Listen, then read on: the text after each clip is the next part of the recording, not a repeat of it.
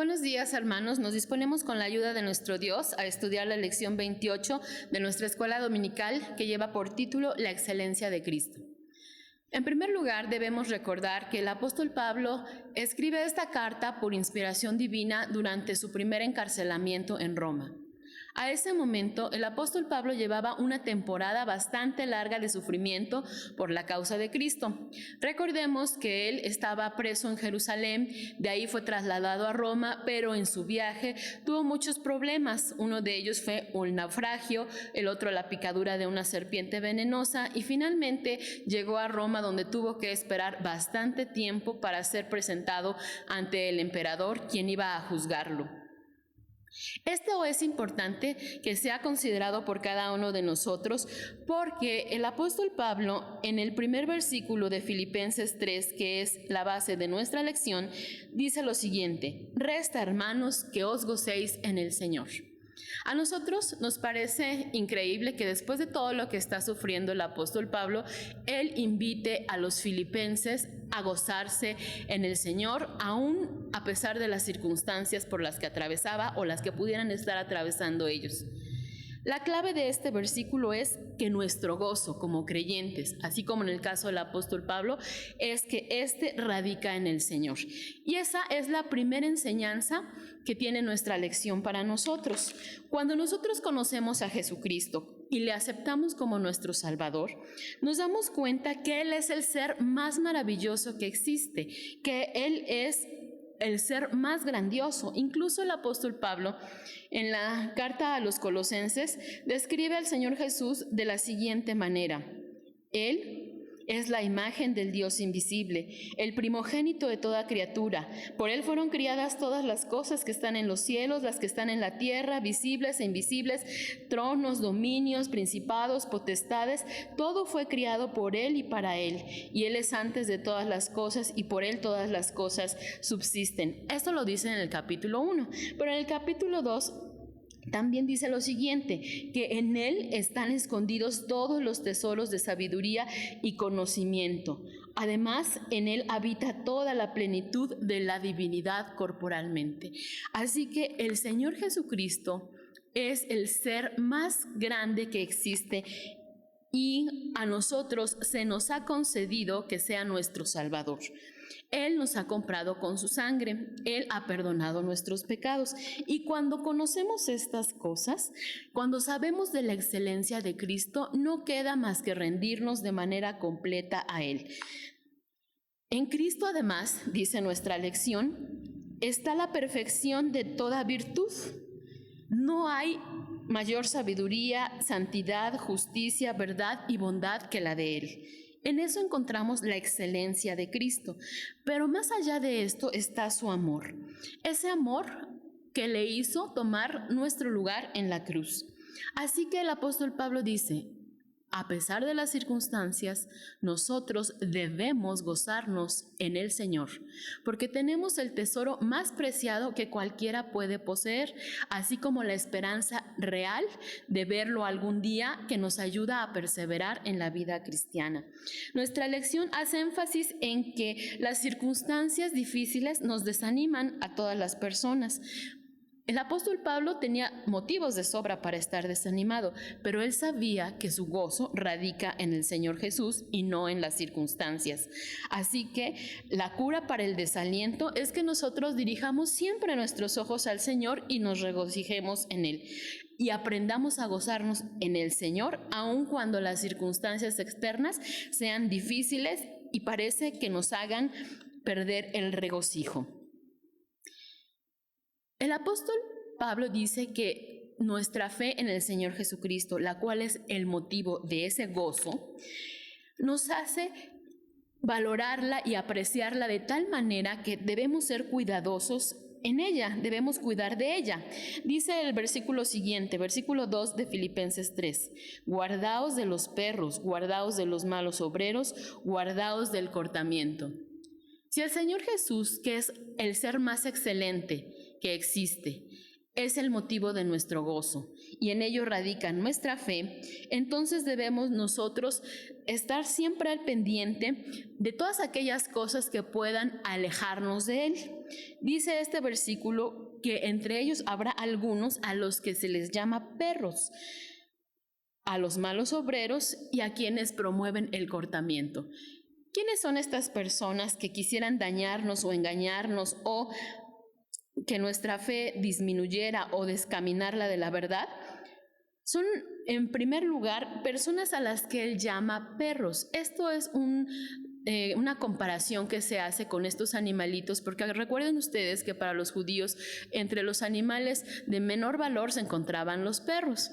Y en el caso del Evangelio, cuando una persona como estos animalitos se dedica a estar merodeando para ver qué es lo que atrapa, para ver qué destrozo puede causar, para ver a quién se puede devorar, es un ejemplo muy útil para enseñarnos que habrá quienes estén acechando a los hijos de Dios y tratando de minar su fe.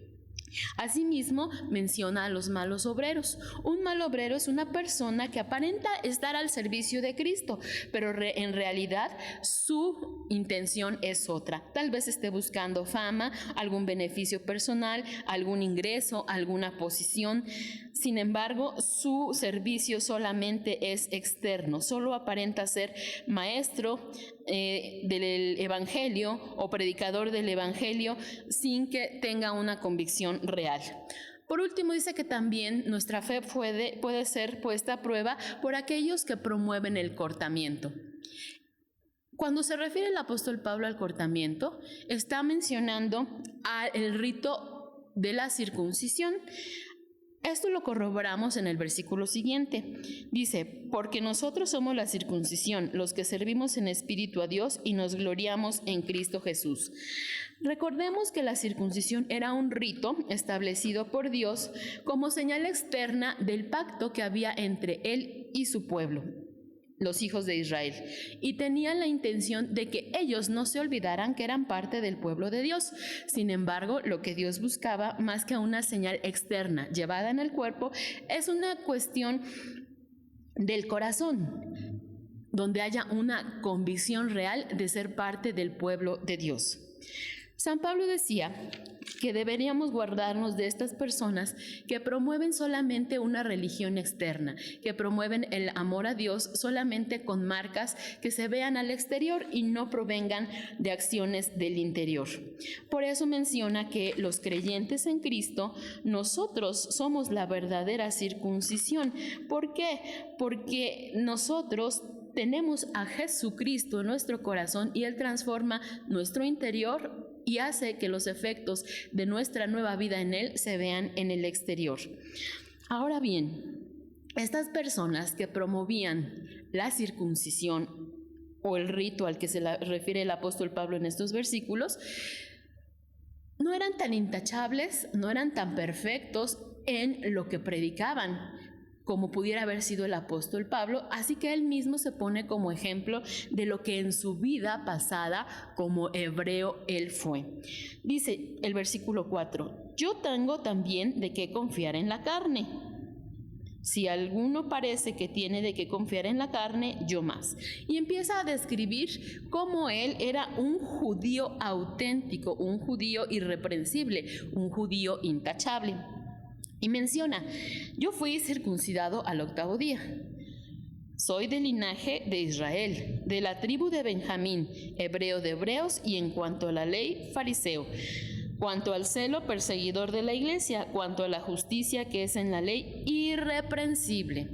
El apóstol Pablo era un judío ortodoxo y como él, pocos podían decir que tenían un currículum tan completo, de manera que había sido circuncidada al 8º día. Esto significaba muchas cosas. No era un judío añadido a la familia o al pueblo de Israel, sino que había nacido en un hogar judío de padres judíos, quienes lo circuncidaron al 8º día. Ni siquiera era un prosélito, como muy seguramente eran aquellos maestros a los que Pablo se refiere que estaban buscando apartar de la fe a los filipenses. Además decía, yo soy del linaje de Israel, descendiente directo directo de Abraham.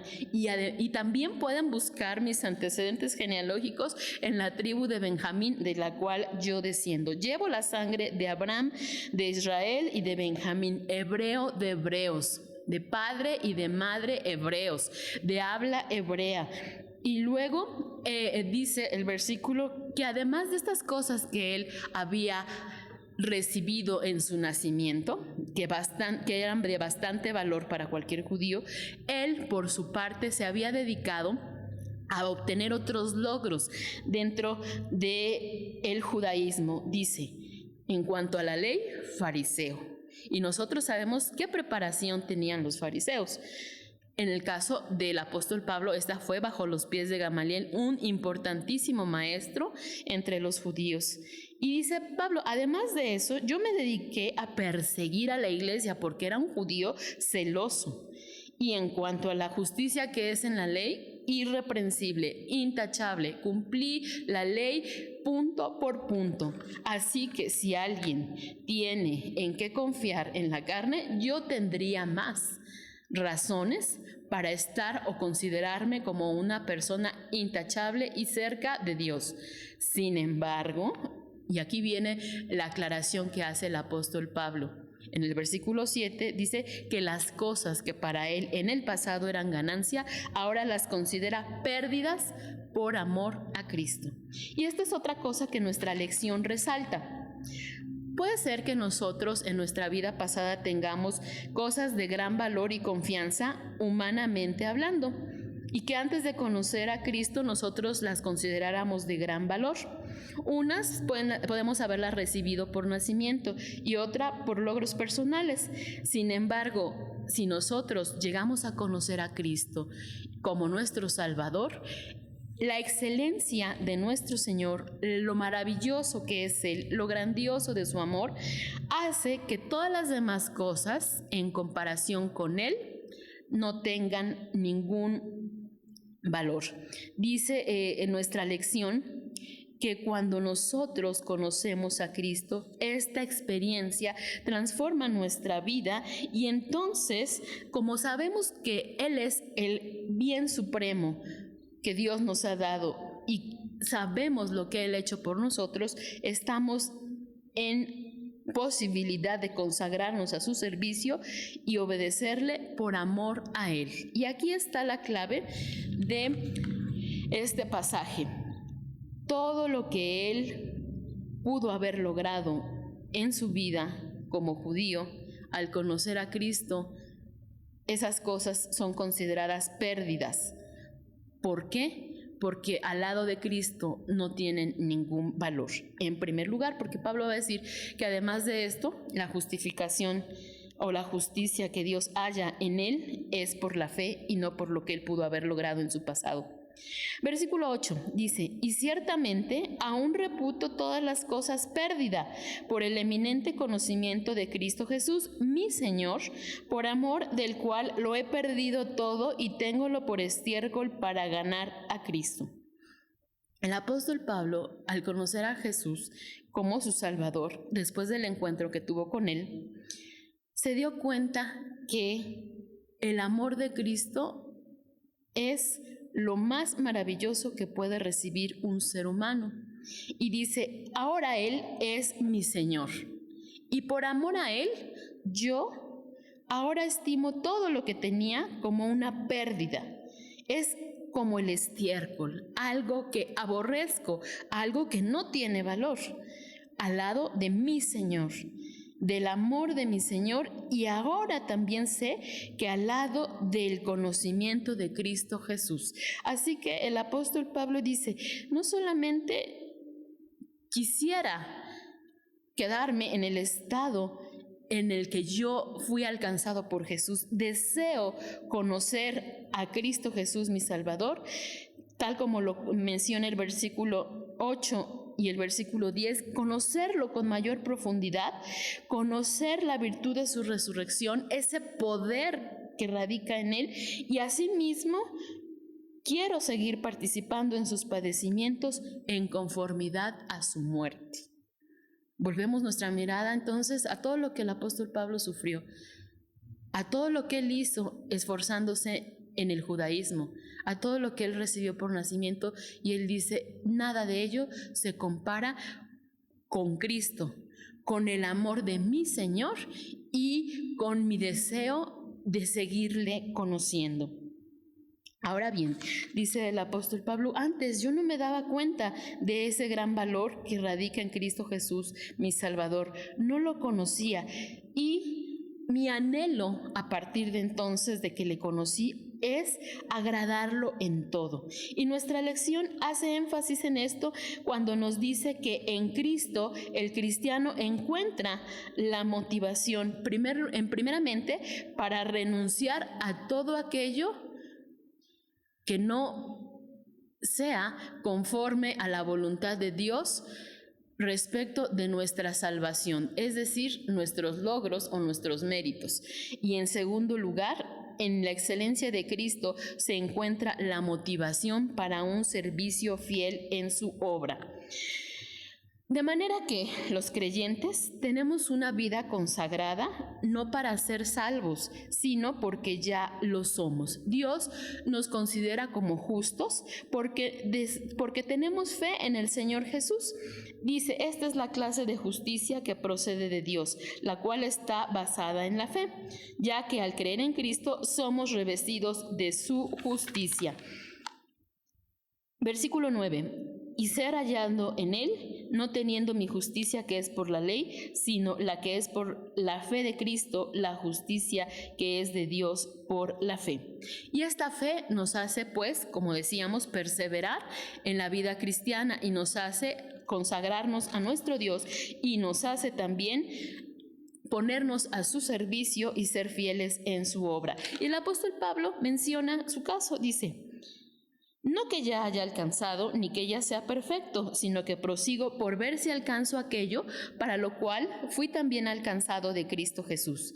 Hermanos, yo mismo no hago de cuenta haberlo ya alcanzado, pero una cosa hago, olvidando ciertamente lo que queda atrás y extendiéndome a lo que está delante, prosigo al blanco, al premio de la soberana vocación de Dios en Cristo Jesús. Versículos 12 al 14, con los que vamos a concluir. Nosotros debemos también crecer en el servicio a Dios, dejar de mirar nuestro pasado y como un corredor seguir a nuestra meta. Sin duda, cuando Pablo está escribiendo esto por inspiración divina, también tiene en mente los Juegos Olímpicos, los Juegos que se celebraban en Grecia. Y él decía que todo cristiano debe tener como fin recibir la aprobación del Señor en cuanto a su fidelidad y a su servicio, no para obtener la salvación, sino como resultado de el tener a Jesús como su Salvador. Dice en nuestra lección que en aquellos tiempos el ganador de algún juego era llamado al podio, el lugar donde se encontraba sentado el juez para entregarle un premio. Así, dice nuestra lección, los corredores fieles en la vida cristiana debemos mantenernos en esa carrera para recibir el premio de Dios por lo que hayamos realizado fielmente en la iglesia con amor, fe y dedicación. Por último, nuestra lección nos dice que la excelencia de Cristo nos debe inspirar a conocerlo más y más, a ser como Él y a ponernos a su servicio. Estas son las enseñanzas que trae nuestro Dios en este día para nosotros. Quiera Él bendecir la exposición de su palabra y su Espíritu Santo darnos el poder para llevarla a la práctica. Amén.